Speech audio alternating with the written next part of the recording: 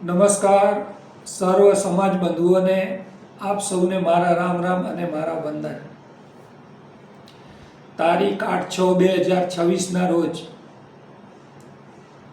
શાળા કોલેજો ખુલી રહી છે અને અનેક સ્પર્ધાત્મક પરીક્ષાઓ આવી રહી છે। ત્યારે સમાજના દરેક આગેવાનશ્રીઓને, દાતાશ્રીઓને, પામાશાશ્રીઓને, સંસ્થાના ટ્રસ્ટીશ્રી તેમજ કારોબારી સભ્યશ્રીઓને અને ખાસ કરીને સમાજના જે શિક્ષિત યુવા ભાઈ બહેનો છે તેમને જણાવવા માગું છું કે સમાજના પરસેવાના પૈસે આપણે પાટણ નગરમાં એક સરસ શૈક્ષણિક સંકુલ ઊભું કરી શક્યા છીએ। છેલ્લા 3 વર્ષથી આ સંકુલ કાર્યરત છે। ઘણા બાળકો તેમાં અભ્યાસ કરીને આગળ પણ ગયા છે। આ સંસ્થામાં અનેક નાની મોટી ભરતીઓ જોવા મળી છે, છતાં સંસ્થા ચાલુ રહે અને એને તાળું ન મરાય એના માટે મેં મારા હૃદયથી પ્રયત્ન કર્યો છે, પણ સમાજના સાથ વગર આટલા મોટા કામ કરવા શક્ય નથી। હું વારંવાર સમાજના ગ્રુપમાં મેસેજ પણ મૂકી અને સહયોગની અપેક્ષા રાખું છું। આજ પણ આપ સૌને હું વિનંતી કરું છું કે સમાજના વધુમાં વધુ બાળકો સમાજની સંસ્થામાં ભણે અને એમની ઉજ્જવળ કારકિર્દી બનાવે એના માટે આપ સૌએ પ્રયત્ન કરવા પડશે। કેટલાય બાળકો પાટણમાં રૂમ રાખીને રહે છે, રાત્રે મોડા સુધી ફરે છે, સવારે મોડા ઉઠે છે અને મન ફાવે એ રીતે કોલેજ જાય છે અને આવે છે। એકદમ સ્વચ્છંદી બની અને માતા પિતાના પૈસાનો ખૂબ દુરુપયોગ કરી રહ્યા છે। 100માંથી 2-5% બાળકો બારે રહીને પણ સારું ભણી રહ્યા છે, પણ મોટા ભાગના બાળકો માતા પિતાના પૈસાનો વ્યય કરી રહ્યા છે। એના માટે જાગવાની જરૂર છે। જો સમાજની સંસ્થામાં ભણશે તો એના ઉપર કંટ્રોલ રહેશે, સમયસર છાત્રાલયમાં આવવાનું રહેશે, સમયસર જમી લેવું પડશે, સમયસર ઉઠવું પડશે, સમયસર વાંચવા પણ બેસવું પડશે। આ બધો કંટ્રોલ હશે તો જ આ બાળકો એમની ઉજ્જવળ કારકિર્દી બનાવી શકશે।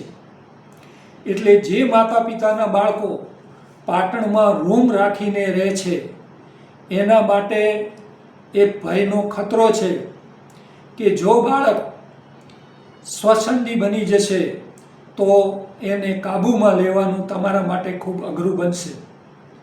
એટલે મારી સમાજને ખૂબ વિનંતી છે કે પ્રાઇવેટમાં ભણી અને ડબલ પૈસાનો દુરુપયોગ કરે છે ત્યારે સમાજની સંસ્થામાં ભણી અને સમાજના પૈસા જો બચાવશે તો એ જ પૈસા સમાજના સારા કાર્યમાં કામ આવશે।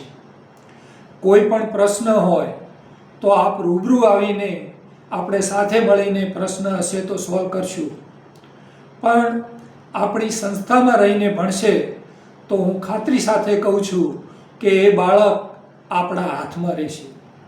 જો આપણા હાથમાંથી આ બાળક બહાર ભણીને જતા રહેશે તો એને ફરીથી આપણા હાથમાં લાવવા ખૂબ અઘરા બનશે।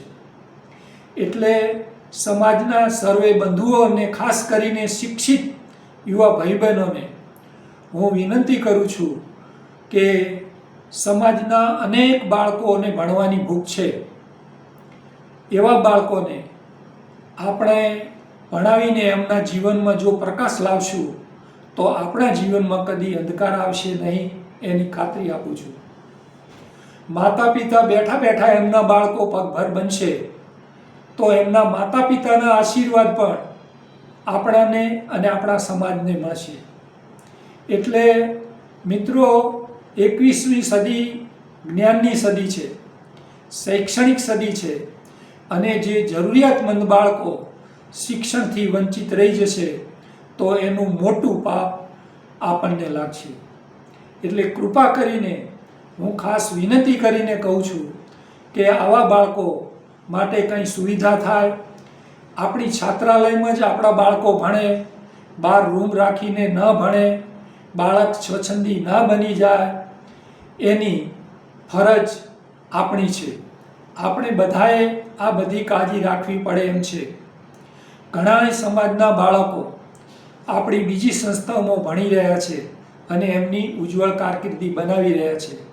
ત્યારે આપણા સમાજના પરસેવાના પૈસાથી બનાવેલી આપણી છાત્રાલયને તાળું ના મારવું પડે એના માટે હું આપ સૌને અપીલ કરું છું. મારી અપીલ તમે ધ્યાનમાં લેશો અને ફરીથી આપણી આ કુમાર છાત્રાલય પાટણ ધબકતી થાય એવી શ્રદ્ધા સાથે હું આપ સૌને વિનંતી કરું છું. આપણે સૌ જાણીએ છીએ કે સમાજના સમજુ અને શિક્ષિત માણસો જો મૌન રહેશે તો સમાજને ખૂબ મોટું નુકસાન થશે. એટલે હું સમજુ અને શિક્ષિત માણસોને પ્રાર્થના કરું છું કે આવો આપણે સૌ સાથે મળી અને પાટણના સંકુલને ધબકતું કરીએ. આપણી સંસ્થા સર્વ સુવિધા સંપન્ન છે. કોઈ પણ પ્રકારની મુશ્કેલી પડે તેમ નથી.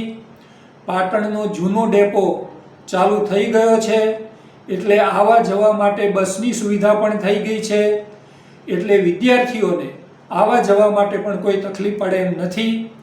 કોઈ પણ પ્રશ્ન હોય તો તમે રૂબરૂ આવો, ચર્ચા કરો, આપણે સાથે મળીને સોલ્વ કરીએ.